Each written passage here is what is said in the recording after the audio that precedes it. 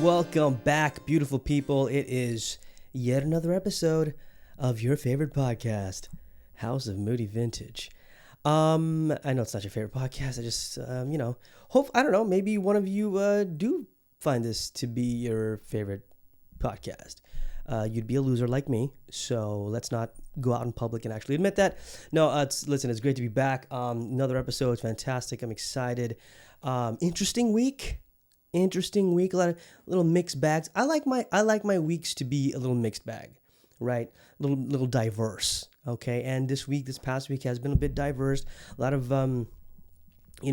different types of realizations, slight adjustments, some optimistic things that popped up, and I got to be honest with you. I'm sort of in that groove of like actually finally accepting the chill part of it, even though I still do have a little bit of work here and there, and today was one of those days, but it wasn't rushed, and I actually had time to sort of read. If you follow me on Instagram, you've probably already seen it, but it's just I love reading but reading when I'm not being rushed, when I don't have so many other responsibilities to deal with, and where I can just chill for an hour, I actually read the majority of the day. If you were looking at like a 9 to 5, right? If you're going to, your work and it's 9 to 5, half the day I just read, and it fucking felt amazing. Okay. I was listening to Vivaldi and just reading the Tigress of Folly, the Tigress of Folly, however you want to say it, the British way, the American way, by Elizabeth. Wow, I can't believe I've already forgotten the wonderful author who wrote this fantastic, amazing book. And I don't know why my mind is going blank right now. I'm just double checking here. Elizabeth Lev. Sorry, Miss Elizabeth Lev. I totally forgot your last name. My mind went blank. It's pretty late here, okay? It's like 1 a.m. I know, again, freaking recording it a little later than usual. But I'm just like, actually I'm not too bummed about that. Usually I'm like, on time and it's on a regular schedule, but sometimes there's some weeks where it's just like, I'm just focusing on myself and it feels good. And like I said, today I didn't feel rushed. We had a little cafe work session with my mains, with the usual suspects. And yeah, it felt good, man. Because I enjoy reading. I love reading, and I'm trying to get back to my list of things to read. Right now, again, maybe it's been a disconnect because I haven't read, like literally properly read in so long, because my job, reading is part of my job. So a lot of writing and a lot of reading, a lot of editing.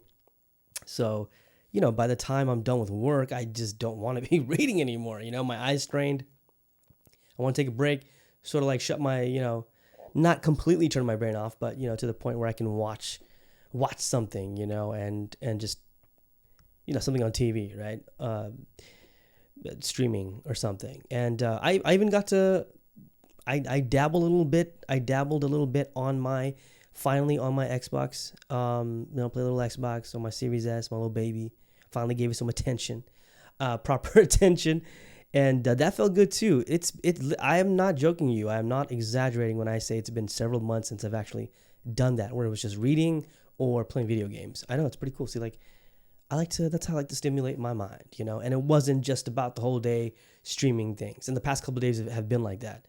I mean, that doesn't mean that I haven't watched anything at all, but, haven't invested as much time as I usually do with, like, movies or TV series and all that. But, a lot of catching up to do there as well, and which I kind of did. But like I said, this week, mixed bag. Just, in my personal life, in reality, in the real world, everywhere else in the world, misinformation. Okay, you guys, you probably have already seen this through social media, but there was this headline about 15,000 protesters in Iran were sentenced to death, and guess what? Misinformation. Wrong. It was misinformation and incorrect.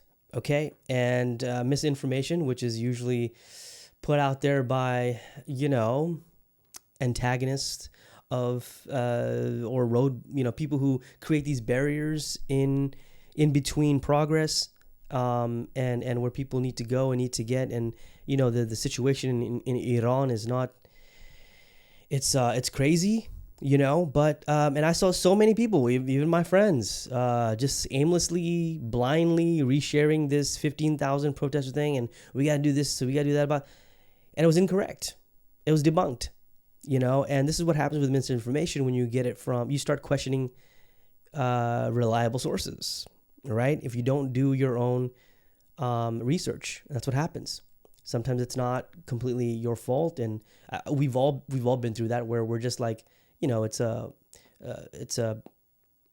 headline or a link that we see, and it's just clickbait, right? That's all it is, clickbait. But misinformation is also quite different from clickbait. You could be misinformed, but the facts that are out there, right off the bat are lies. That doesn't change the situation in Iran, of course.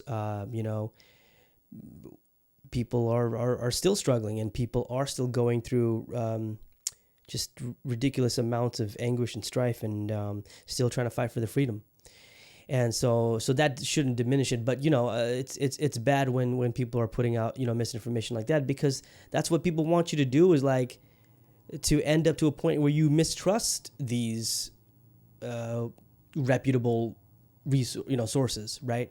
You start questioning it, then you go, what the fuck? Well, what information is actually true? Let's just go out there and put out all the misinformation all we want, so then later, when you do want actual proper information and don't want to be lied to, you're just questioning everything, and then you'll never get the truth and never get the honesty. So you just be careful out there, man. If you're on social media, please just don't get baited on these links, on these headlines. Don't feed into that clickbaiting situation. And we've all been there. We've all made those silly mistakes. But this is one of the reasons why I don't write anything political or religious based or whatever. It just first of all, it's my choice. I don't really like talking about that stuff in public and putting it out there, my opinions and whatnot. And one of the reasons is because of this. People just blindly share, incorrect information, and sometimes straight out lies. So let's stay away from there. You know what? From that lie, this is a perfect segue to the next lie. Let me tell you something. Brown folks, man, come on, bruh. Brown folks, y'all need sunscreen. Okay, y'all need to moisturize. You already know. I know you're thinking, I'm oily. We already got oily skin. No, you need to moisturize. Okay, whether you coming out of the shower, the pool, or whatever, especially obviously the shower. But you got to moisturize your body, right? There's a separate moisturizer for your body and then your face. This is not a skincare, podcast promotion or whatever. I'm just telling you the basics, okay? And it's science, ladies and gentlemen. Listen, it doesn't matter if you got, melanin, what I'm saying? Beautiful amount of melanin. Melanin people are just so beautiful because we got melanin. And we like to be a little bougie because we think just because we got a little melanin in us, we beautiful and brown or beautiful and black, what have you, dark skin color folks. Y'all need sunscreen too. Okay? You know how I know this? Science, people. Just because you have a darker complexion doesn't mean you can just go out there all willy-nilly, acting like the sun's your best friend. Vitamin D is important. Naturally getting vitamin D is important. But guess what? You don't have to be white to use sunscreen. Okay? White people, they know. And white people also dangerously try to get suntans, get tanning beds and all that stuff. Unsafe. Stay away from that, people. Okay? And just, and it's not just science, not just personal experience, but us brown folks also can get roasted. Those rays, those sun rays, the UV rays and whatever, ultraviolet rays and all that stuff is bad for your skin. You can still get skin cancer if you're brown. You know? So be smart. You can't see me. If you're watching me on the video, you know what I'm doing right now. Look. Be smart. You're smarter than that. Okay? Sunscreen. I had one of my very, very close friends, you know, she's just trying to be out there. It's her birthday week. She's on an island with her husband, you know, chilling. And she brown. She a brown, beautiful woman. She got melanin. You know what I mean? Guess what? Roasted on an island. Roasted. She got blasted by the sun. Even when she put on sunscreen, still got roasted. Too much. She got too much of that sun. It's harsh. And she's brown, and she, you know, learned the hard way. You know, her husband was perfectly fine. He also a brown man, so I don't know how that happened. He was perfectly fine. But she got roasted. So stop it. Stop it. Put on some goddamn sunscreen. Talking about the sun. You know, how many times around the sun have we been on? You know what I'm saying? You know, 37 for me. You know, 37 for me. The world population, ladies and gentlemen, just recently reached 8 billion officially. 8 billion. It'll be 9 billion by the year 2037. And 10 billion by the year 2058. Guess what? I know you're thinking, oh, it's increasing. Well, yes, but the growth rate is decreasing. That's the plus side here, okay? Which is good. You know, and we've had horrible disasters in the past couple of years, and still going, of course. People struggling. It's damn 10 billion. I'm just trying to think. Like, I know obviously it just has been increasing. The population itself, the total population, has been increasing these past decades and centuries and what have you, right? It was a little easier back in the day, but there's a lot of things that, you know, shows and findings and studies, for example, from Graham Hancock, right? His recent ancient apocalypse docuseries on Netflix makes you think, you know, before we had our, you know, all these apocalyptic events, you know, what was the population back then? The intelligence back then, right? We don't know that stuff. History got, well, I guess history repeats itself in a way, you know? This makes you wonder. 10 billion in the year 2058. That's crazy. You know, I didn't really think about that. Hold on, man. I'm just gonna let me do some math. Let me do some math right now. And I hate math. People who know me, I fucking hate math, people. Okay. I'm just trying to see. Okay, wow. Okay, so listen. The year 2058 is 35 years from now. Okay, if I add that to how old I am now, I will be 72 years old if I am still alive. 72 years old, and the earth will have seen over 10 billion people living. 72, god damn, that's 35 years from now. God, you know, I don't think about that right now. Let's rewind, people. Let's rewind. Let's get back to the current situation right now. It's nearing the end of 2022. How crazy is that? That literally, I mean, we're halfway through. We're in the second half of November now, and just 1 month left, and then boom, it's 2023. Some people are still trying to register what the fuck happened in 2020. You know what I mean? I still feel that little, that I don't know. It feels like something's still attached to us. You know, just trailing on our tail for some reason, and we just still haven't been able to completely shake it off. Because, you know, it's understandable. We're trying to like get back on our feet. You know, a couple of years, right? It's only been a couple of years, really. We're trying to recover, and we're still in that process. It's very interesting. You know what I mean? Very interesting. But, you know, we try to move on. We try to go on with our own lives and, just do what we got to do to not only recover, but that's what blows my mind, because not everybody is in that recovering phase. You know, some folks, and I hate to admit it, I don't hate to admit it. I think it's more comfortable to say it now. It's more appropriate to say it now. But a lot of us, including me, I'm not going to lie, we kind of benefited. I hate to say this, but I hate to say it, but I don't hate to say it. But, during COVID, a lot of us did it.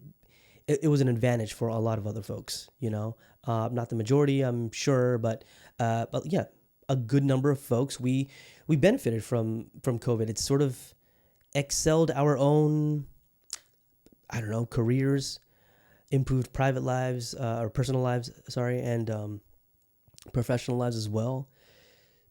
And sometimes it was like being at the right place at the right time kind of thing, and we just got to be, I guess the situation itself also is something that we had to reflect on, and be like, I'm so grateful for having this and this and that, this opportunity and that opportunity to still be healthy, to still be able to do what I do, what I love, or to do work, or to provide for, our families, and be surrounded by love with my close friends, or, having a solid, stable job kind of thing, just little things like that really make a big, huge difference, right? It's beautiful.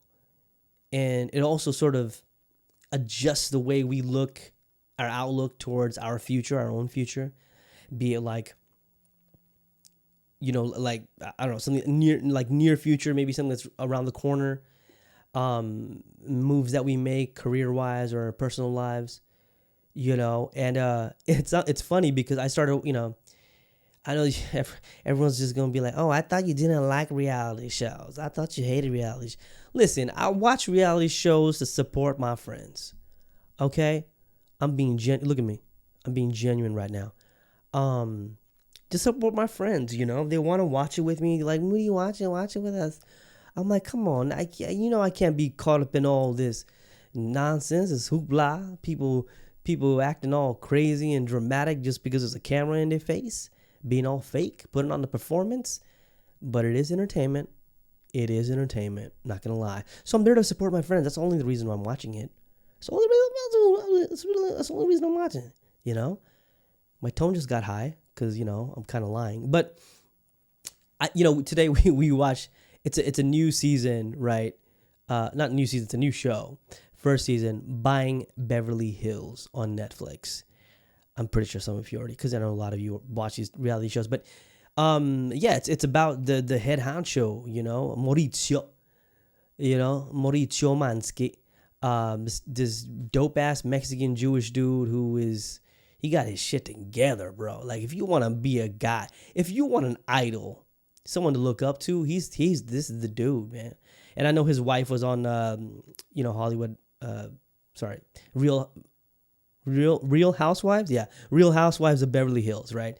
So yeah, he's like the biggest, like the best or whatever real estate agent in Los Angeles, high profile shit in Beverly Hills, what I'm saying, up in the hills of Bel Air and all the bougie ass places in LA that I've seen him, and I'm so like, it doesn't impress me anymore. It's like, whatever.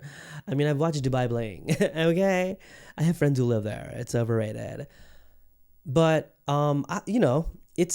sometimes I'm not like one of those folks where it's like, oh, it's got Los Angeles in it, or it's got California in it, so I'm gonna watch it immediately because that's where I grew up. But this is a little bit less, over the top, exaggerating. So I was like, okay, this is tolerable. I can watch this. But then I also realized a show like Buying Beverly Hills, it can be used as it's motivational. It could be inspirational, really. And it kind of connects to, one of my very close friends, Anita, who I love this girl to death. Sort of, we have that sort of like thicker than blood kind of bond, and she loves these kind of shows because it really does push her, because a character of her nature is this, she's a go-getter, she's a hustler, she got that perfect balance between street knowledge, street smarts and academic smarts, like put all that together, and she's so, multi-talented and got that energy. She has this fucking go-getting energy, but it's not like that toxic, hustle, like, when people like glorify that hustle culture, it's not that. She's not that to that level, thank God, because I think that would just fucking ruin her. But And but there are obviously some times where we're exhausted, and we need to pull the reins a little bit, pull it back a little bit. So she does have that from time to time, just like anybody else is normal.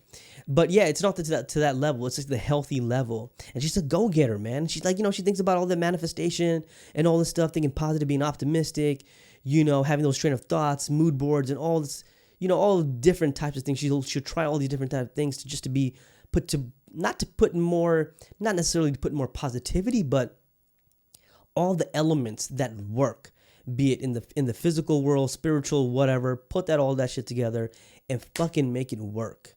And I love that about her. It's one of her many, many, admirable attributes. You know what I mean? Like, she's got big dreams, ambitions, and I'm there to support. And people who know me, listen, you can be one of my very closest friends, or a close friend, or an acquaintance, or whatever. If you cool with me, I'm cool with you. I'm always gonna support you. Fucking have your back. I will always support your hustle. I may not agree with every step or decision that you make, but if it's towards your future, for a better and brighter future, for a more successful future, fuck yeah. I'm going to be there 100% at your back, pushing you along the way. And promote your work or whatever you need me to do, just to, even the smallest little sharing something on, I don't know, IG, which I do with my artist friends, I'm gonna be there. I'm gonna try to be your number one supporter, your number one cheerleader. And that's one of the things. So that's one of the things I love about Anita, is that it's not just about the magical crystals or all this stuff. I mean, I'm not trying to make fun of folks like that. You're into your astrology thing and all that. Okay, great, it works for you. But she is, it's about actually doing it. You know what I mean? It's about conviction. Showing action. It's not just about putting out motivational words and like trying to pump each other up and all that stuff, but you're actually doing it. You know what I mean? And she is that constant. You know what I mean? Like, she could be I think she could be a brilliant life coach. You know what I mean? And we were just watching. I mean, I could also be a life coach, but I'm good with different motivational ways. I think. I mean, a lot of people do have always connected with me in that capacity, but watching Buying Beverly Hills was like, it wasn't just about. What I love about this is that it's actually about real estate. So it's not just about the glitz and glam and the lifestyles of the rich and famous, Dubai bling shit, which is that's a different type of dumb entertainment. But this is like actual the Beverly Hills fucking real estate. You know what I mean? And it's good to see this sort of like the inner workings kind of thing. Specific. I mean, I know they're selling Sunset and all that stuff, so it's nothing new. But seeing it from a different perspective, seeing it from this is a family business, the way Mauricio's doing it, with his family, and it's just nice to see. It's just also again, it's motivational. And we were just sitting there, and Anita, we saw this $60 million house or whatever, and she's like, Moody, that's gonna be my house, and we're gonna do this place, the backyard and the pool over here, and this room, and will be this and that. We're just like pointing things out, and she's she's just planning all this shit, imagining all of these things, and hopefully, not hopefully, she will manifest it. I believe in her very much. So we agreed that we would put this on record. Like, we talk about it now, but when when things come to fruition and we're actually there, you know what I mean? Taking selfies in all these places, and just for them, not to share, but just to be like, yo, look where we're at now. Because it's not just us. It's anyone and everyone. You whether you're watching this, you're listening to this 5 years ago, just rewind a little bit. You wouldn't think that where you're at right now, right? I mean, yeah, there's a lot of people who plan ahead. Obviously, they have their own little structure and framework, blueprint to get to where you are right now. But there are certain things you didn't expect. I'm pretty damn sure, and you're grateful for it and appreciative. You know what I mean? You couldn't imagine 5 years ago, 10 years ago, whatever, this would be a possibility. I didn't know I was gonna fucking live in Bangkok or even come here. I mean, yeah, you can visit places, but actually like be here, live here, it's dope as fuck. And it's a damn good feeling. So I just wanted to Put that out there. Put it out in the universe. We're making moves, baby. We're making moves. Just put it out in the universe, baby. Let's make it happen. Man, what else? Yo. I saw the FIFA Uncovered. So I will give you my recommendation. This is not my, this is actually my recommendation. I have two recommendations. This is the movies, TV series, whatever part of the segment of the podcast. Netflix's FIFA Uncovered. It's all about responsibility and accountability of sport. Sport's supposed to bring people together. Politics shouldn't fucking be involved in it. I'm sorry. And unfortunately it is. The FIFA organization is very corrupt and has been corrupt for a very, very, very long time. And I highly recommend you all watch that, because it's very important, because this is the biggest sport in the world, biggest sport organization in the world that hosts the biggest tournament in the world, World Cup, it starts in a few days, which is crazy. It's crazy to me that, again, I think we're all going to try to get used to the fact that it's, first of all, it's taking place in Qatar, and it's November, right? It's not the usual summer schedule thing, so it's going to be weird. Anyways, but I highly recommend that to watch on FIFA Uncovered, so you can really get a better understanding of how fucking corrupt that place is. And this is, by the way, just also keep in mind, FIFA is a non-profit organization, and it's unfortunate that a lot, and it's not just FIFA. There's a few others. I'm not going to name any names, but non-profit organizations that are just up to no good, and a lot of the people who run it pocket a lot of money, and it's fucking wrong, because it's all, at least for FIFA, it's about the sport itself. It's about getting the younger generation an opportunity to learn these very essential fucking skills in life, not just the actual playing of the sport of the game, but teamwork, respect, tolerance, all that shit. You know what I mean? It's a huge part of the game. And unfortunately, there are some good apples, but there's also bad apples. It's just a very complex world. But I highly recommend you watch it. And of course, I saw Wakanda Forever. Black Panther. Wakanda Forever. Okay? This was a damn good movie.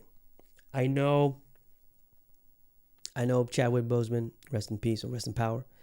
Is not, he was the main attraction, of course. He's fantastic as T'Challa, fantastic as Black Panther. But Wakanda Forever was emotional. I think everyone expected that. It's got good ratings, of course, great in the box office, so it's not a surprise that I'm even recommending this. I shouldn't be, because you probably have already seen it. Hopefully you've already seen it. I'm not gonna get into spoilers. I'm just gonna really just brief thoughts on it. Wakanda Forever was fantastic, man. I think they handled Chadwick Boseman's death, his passing, in a very classy way, a very tasteful manner. There were some cheesy moments in the film, but but overall, I think it was just very well executed. Very well executed. With Namor and all the folks, and putting that element of ancient cultures, sort of battling for their own position on the planet, on Earth, fighting the colonists. It's a very much a real situation, and it's still ongoing. But it was just beautifully done. I think it was beautifully done. I think they handled it very well. Angela Bassett is we know Angela Bassett, okay? But scene stealer, bro. If she doesn't get a nomination, I'm being real. If you don't get a nomination, I know we don't put too much emphasis or weight on these award shows anymore, but she's got to get nominated for supporting actress, in a drama. Brilliant, okay? Brilliant. For those who have already watched it, I'm talking about Angela Bassett, who plays as Queen Ramona. Oh my God. I know, guys. I know. I got all the comic book geeks, super Marvel hero geeks who are just like, what the fuck did you just say, bro? What did you just say? Did you just say her name wrong? I apologize. Ramonda. I said it right, okay? Come on. Little hiccup there, Ramonda, okay? Angela Bassett. Listen, to me, Angela Bassett is the most important one, right? Letitia Wright, of course, was fantastic as Shuri. And yo, can I just? This is my fault, completely my fault. Because I haven't seen Lupita Nyong'o in a very very long time. Maybe she hasn't done that many things since not the last Black Panther, but since oh man, where's that Jordan Peele movie? Us, right? Is that what it's called? Us? Something like that. Anyways, yeah. Yo, Lupita is fine. Oh my God. I mean, that woman is fine. You know what I'm saying? The woman is fine. I mean, like head to toe fine. Gorgeous woman. God damn it. You know, it was great to see Lupita again. You know, especially in the Marvel Cinematic Universe. Winston Duke as M'Baku, of course, funny as hell, as usual. Who else? We had, of course, Okoye. Don't forget Okoye. She was absolutely fantastic as usual. Okay, and then we got, of course, welcome to Daniel Guerrero, of course. Sorry, who's Okoye? Not Daniel. Wow, not Daniel. Not my homie Danny. Hope to see you soon, bro. Denai Guerrero. Okoye. Is fantastic. She is fantastic as usual. And we got introduced to Riri Williams. You know, Dominique Thorne. As Ironheart. We'll see her soon in future projects of the Marvel Cinematic Universe. But yo man, Wakanda Forever was fantastic. I loved it. The performances were fantastic as usual. You know, I love everything. You know, I think they did a real good job at putting everything together and doing it very tastefully and respecting, you know, the art of filmmaking, but also respecting, you know, T'Challa, and the man who played King T'Challa, of course, Mr. Chadwick Boseman. May he rest in peace. Yeah, been fantastic. Ryan Coogler, again, he's one of the hottest directors right now. One of the hottest filmmakers. You know, he wrote and directed this, so you know, nothing less than spectacular by the man himself. And yeah, man, everyone was just fantastic in this movie, bro. Like everybody, you know, Martin Freeman, and who else? Who played Namor again? Oh my God, Tenoch Huerta. Okay, as Namor. I thought he was great. I think he was fantastic. But we'll see more of them in, of course, future and sequels and future Marvel Cinematic Universe projects. Anyways, that will wrap it up here, ladies and gentlemen. It was fantastic. What did we learn today? We learned to not always trust every bit of information that you see on social media, headlines and all this stuff, even by celebrities. A lot of celebrities got called out for that. You know what I'm talking about. So a lot of celebrities, and fortunately, some of them actually, you know, owned up to it. They're like, hey, listen, this was a mistake. My bad. Here's the real information. And this is, you know, so shout out to that. I think Lily Singh was one of them. So good on her for doing that to actually, you know, rectify the situation, actually amend her post beforehand. And number two, oh man, there was something I really want to talk about. Oh, I totally forgot. I just saw my show notes. I just saw my show notes. Maybe we'll take that for later. Anyway, just quickly, I'm just gonna put that in here because, you know, wrapping it up. Yo, how fine? Since we're talking about fine ass black women, like Lupita Nyong'o. Yo, Zoe Kravitz. Okay, on the cover of GQ, it's, you know, the Men of the Year issue. Unexplainable, man. Right? There are some, and of course we know because our parents, of course. But there are some human beings on this planet, they have that X factor of that they're just oozing sex appeal. Like they are so goddamn fine and so damn sexy. Their sex appeal is unexplainable. You can have adjectives and try to describe, you know, their physical features, and you won't be able to do justice. You won't. because you can't explain it. You can't. You just have to see it to believe it or feel it, the energy or whatever. Zoe Kravitz is one of them. So shout out to Zoe Kravitz, okay? God damn, that woman fine. Anyways, so we learned that as well. That, these women are still fine. So shout out to them. Sunscreen for brown folks, okay? Just because you got melanin and you ain't white, it don't mean you can't get skin cancer and all that other very unhealthy things for your skin, okay? That's your largest organ, all right? Your skin, people, okay? Just because you brown don't mean it's all down. You know what I mean? I made that up. That sounds so stupid. I apologize. Apologize. But yeah, just sunscreen, bro, or protect yourself. Get under the shade or something. All right. Vitamin D is good, but too much of it is literally will kill you in the long run. So if you brown, don't be dumb. Put on the goddamn sunscreen. Don't be stupid. And yeah, and with that said, ladies and gentlemen, that wraps it up here on Moody Vintage Podcast. House of Moody Vintage Podcast, sorry. I forgot my podcast name, god damn it. Until next week, please take care of yourselves, treat yourselves as usual when you do it, Keep your head up. We're all going through our own struggles, okay? And only we can take the responsibility of moving forward, taking the next step to make our lives a little easier and to succeed in whatever we do, even if it's the smallest thing. Doesn't matter. No shame in that. You know what I'm saying? No shame in the game. Unless you do it with pride and you do it gracefully. That's what it's all about. So until next time, ladies and gentlemen, again,